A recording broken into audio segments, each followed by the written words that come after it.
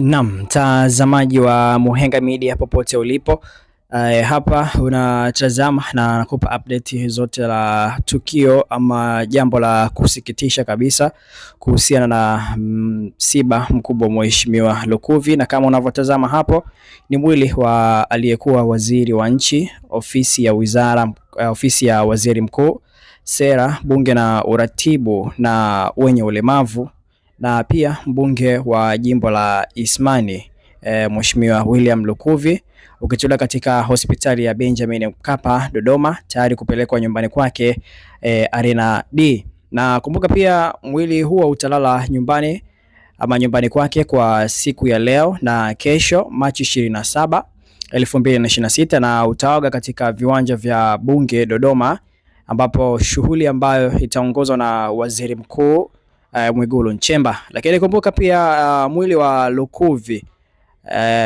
huo utaagwa siku tarehe 31, lakini nitakuja kukujuza huko vizuri. Lakini tambua kwamba mwili wa William Lukuvi alifariki dunia Machi 25, 2026 katika hospitali ya Benjamin Mkapa, na unatarajiwa kuzikwa Jumanne ya Machi 31, 2021. Itakuwa ni siku ya Jumanne katika kijiji cha Idodi Iringa huko vijijini. Na mwili wa aliyekuwa waziri ofisi ya wizara ya waziri mkuu, pia tunamzungumzia Mheshimiwa William Lukuvi.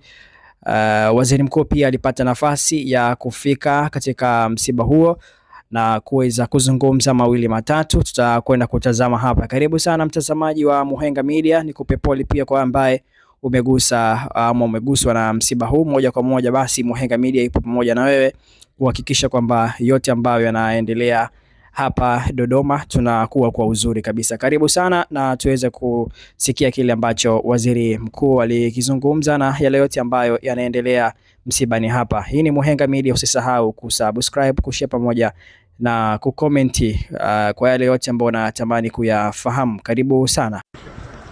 Sifu Yesu Kristo. Mheshimiwa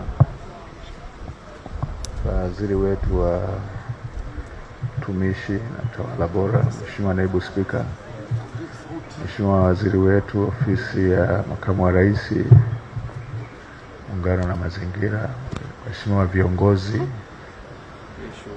wote ambao tumeungana hapa, kitambua uwepo wa mkuu wetu wa mkoa mwenyeji, katibu tawala, pamoja na ndugu wote, jamaa na marafiki. Kwanza ni kwa niaba ya serikali natoa pole kwenu nyie sote ambao tumekuja hapa kujumuika na ndugu zetu, familia ya mwenzetu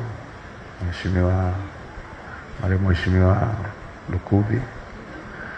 Poleni sana. Kama ambavyo mmesikia na mmejumuika na familia hii, tumekutwa na jambo zito, gumu kulielewa, gumu kulipokea, lakini ndio limeshatufika. Mara zote kuondoka kwa mtu imekuwa siri, lakini mtakubaliana nami kwamba hii imekuwa siri zaidi, kwa sababu sote hatukutarajia, na wala mheshimiwa waziri alikuwa tu kazini jana, ambapo haya mambo yamemfika. Yeye ndo aliyekuwa na ratibu kikao. Tena mimi nilikuwa napambana kukiairisha, yeye ndo aliyekuwa anasisitiza kiwepo. Nami baadaye nikakubaliana naye kutokana na hoja alizozitoa. Kwa hiyo ndio staili ambayo Mungu amemuita. Tuendelee kumuombea, lakini pia tuendelee